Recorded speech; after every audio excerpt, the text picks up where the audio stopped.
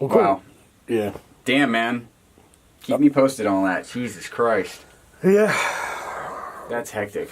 That's where I was all last week. That's why I was like, I'd been doing that, and I was physically and mentally exhausted. I was like, do I want to ride my motorcycle All the way to to Joshua Tree? Yeah, dude.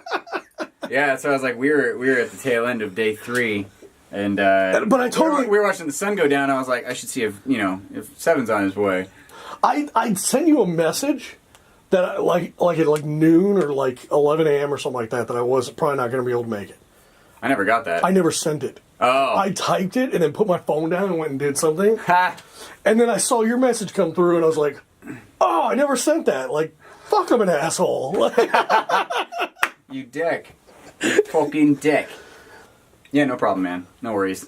No worries, man. It was cool. It was actually like sort of a relief to like not have to worry about anybody coming out there that day. Yeah, I kind of figured that too. I was like, Yeah. you know what? That might be better. You'll like the property too, man. It's really cool. You would have had a great time coming out there, but totally. No, would have had a great shit. time being out there. Coming out there would have been horrible. Yeah, no. getting out there is another story, but being out there is great, man. Yeah. It was funny, like a Friday night. It was Friday night. I had made a joke to my uncle before we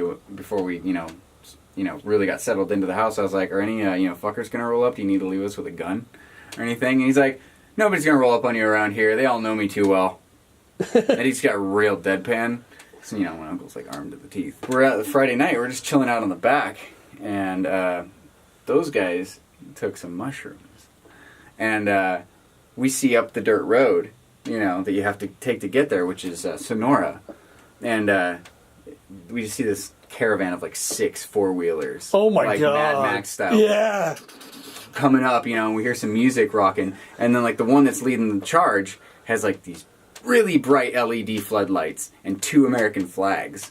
And I'm just At least they were both American flags. Yeah, exactly. I'm just really glad one of them wasn't like a fucking Confederate flag. Yeah. Or fucking Iron Cross or some shit. Yeah, Oh that's my exactly God, what I was thinking when you What's said funny that. is I had just locked the gate, like not even 5 minutes before that. I just put the chain on the gate and like got it all sealed up. And like they come busting ass around the corner and just right up to the gate, and I'm just like, they were like, what's going on? And they're like trying not to laugh about it. And I'm just like, I'm gonna go see what's going on. And I walk up there. Nobody's getting out of their vehicles yet.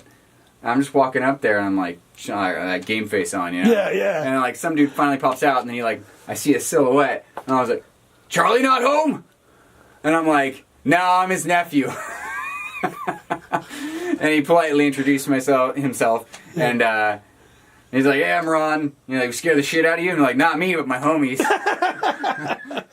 and I told my uncle about it, and he thought it was hilarious. But it was pretty funny. And then they invited us to come join. Did us. they do it on purpose? Like they're Oh yeah, no, they told, like, my uncle told them we were going to be there, and he probably insinuated that there would be mind-altering shenanigans going on. So they rolled around the corner and did that, and it was fucking hilarious. But they invited us. They're like, "Hey, we're going to be up Winters," which is just like, there's actually kind of a neighborhood of dirt roads around there. Yeah. In that area. But he's like, yeah, if you just go to the end of McGarry here and then make a left on Winters, we're going to be up at the tippy top of Winters, drinking alcohol and wheeling. Cactus is up on the left. Yeah, no, we were going to go up there, but I'm like, well, let's get some shit done. Yeah. And plus, I was like, are they really okay with 3 dudes, 2 other dudes who are shrooming? I'm Yeah. like, nah, I don't want to fuck around with that. So what did you guys? So you went out to Joshua Tree. You went out there to write. Yeah, we went out there to basically get the ball rolling on the new record. We have like 2 new singles that are already kind of like in progress that are basically done. We're just putting final touches on those right now. But what we went out there to do is like to get the bulk of the next, the ideas portion of the next record done. And the 2 singles are going to be on the next record, but those were like kind of like we focused on those.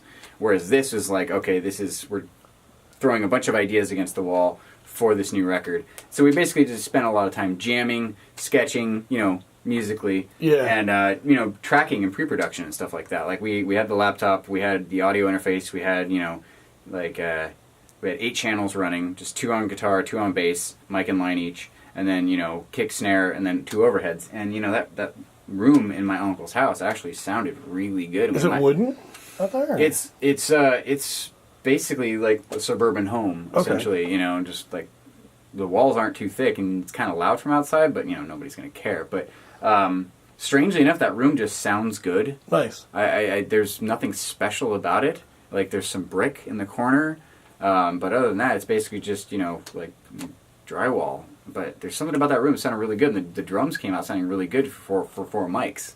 They're not final takes, but we thought we were probably going to go back there to like track all the drums for the record. But oh, that's cool. But basically, we just got a bunch of sketches, got a bunch of ideas down, worked on a couple of them, getting them to like semi-structured skeletons, sort of. But I mean, basically, it was just to be out there and isolated and let the environment inspire us.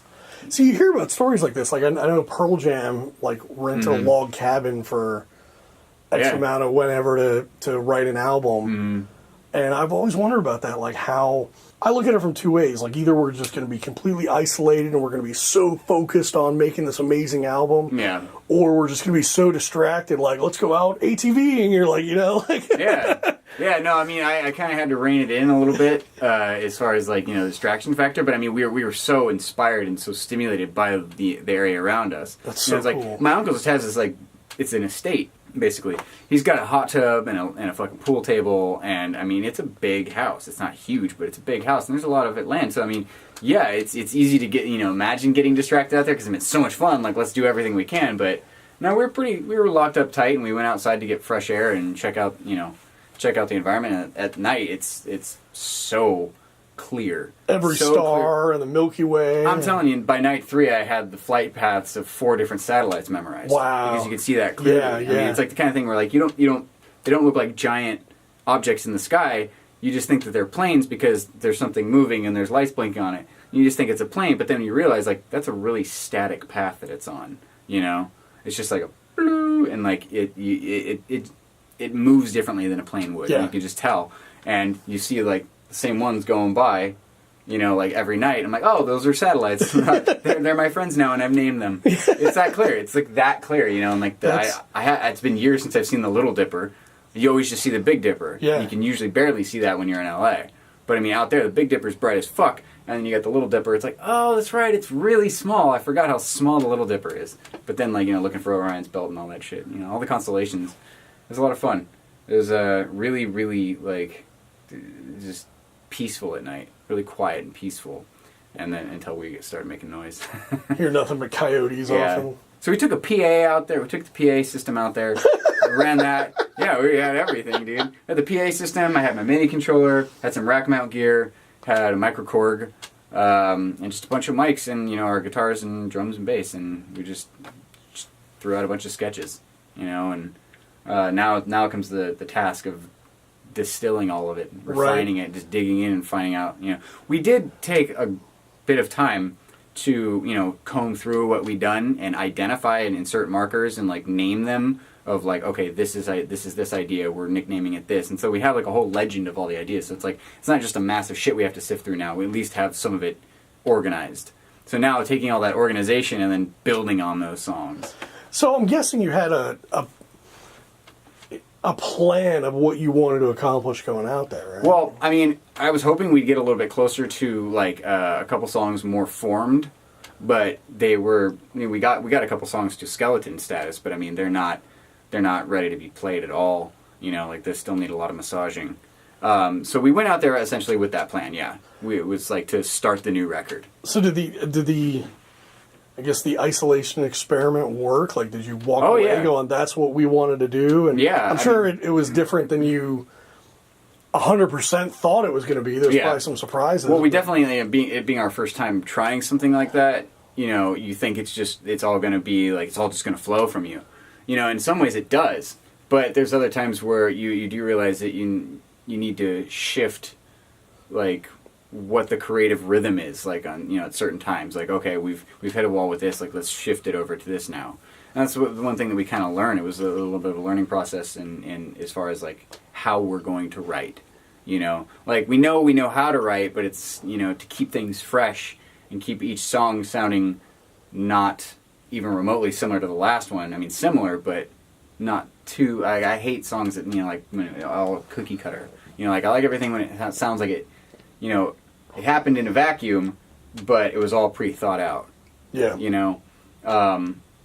And so that's why I took a bunch of shit out there. I didn't just take my guitar and, drums and bass. Like we took like all the synths we would want and tools for sound design and shit. And we didn't get much of that done, but we did accomplish some of that, like sound design and building atmospheres and shit like that. But most of it was really just kind of us grooving and jamming together. See, that was my next question, where I know for me, I have different writing processes, I guess, where if I'm writing a song, I'll sit down at my computer, my workstation, and I'll create this whole thing, but it's a process, it's part writing, part programming, and you'd spend 3 hours just getting one synth sound perfect, or the drums to reverb in just that right way. And unless you've done that, you don't really get, like, why would you spend so much time on something like no, it matters. Yeah. Oh, and I have to force them to have patience with me, because they want to jam, and like, I'm like, sometimes I gotta step away from jamming, and I gotta build something. Well, that's what I was saying. Like, I've done that approach where when I'm writing, like, no, let me write and do this, and then there's jamming, where it's like, okay, I'll sit there with a bass or a keyboard or whatever, and vibe off each other and just kind of come up with stuff. Oh, that was cool. Keep doing that, or do that again. Or, but to me, they're such completely different. They're different vibes. Just different animals altogether. Yeah, and so what we're trying to find is the middle ground between that, because I work very grounded in the studio. I use the studio is very much my writing environment. Like, I love building things and coming up with ideas and then building upon them with either a guitar or a piano part, and then mapping them all out in the DAW and then just seeing where they go. But then there's us, now that I have the band, it's us jamming together and then seeing how that translates into like my already pre-existing workflow in the studio. And we're finding the middle ground was what a lot of Joshua Tree ended up being, was finding the middle ground on that. That's so cool. Yeah, it was really cool.